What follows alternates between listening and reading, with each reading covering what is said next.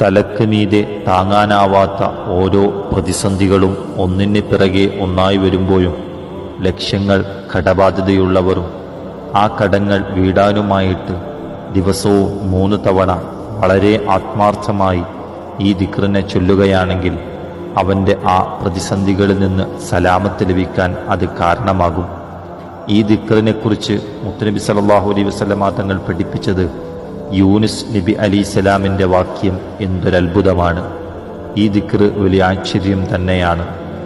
മുത്തുനബി സല്ലല്ലാഹു അലൈഹി വസല്ലമ തങ്ങൾ പറഞ്ഞത്, ഈ ദിക്ർ ഒരാൾ രോഗാവസ്ഥയിൽ കിടക്കുകയാണെങ്കിൽ, ആരോഗ്യത്തിലാണ് അവൻ മരണപ്പെടുകയാണെങ്കിൽ അവർക്ക് ഷഹീദിൻ്റെ കൂലി കിട്ടുമെന്ന്, അവന് ആയുസ് നീട്ടിക്കിട്ടുകയാണെങ്കിൽ അവൻ്റെ ദോഷങ്ങൾ പൊറുക്കുമെന്നും മുത്തുനബി സല്ലല്ലാഹു അലൈഹി വസല്ലമ തങ്ങൾ പഠിപ്പിക്കുന്നു.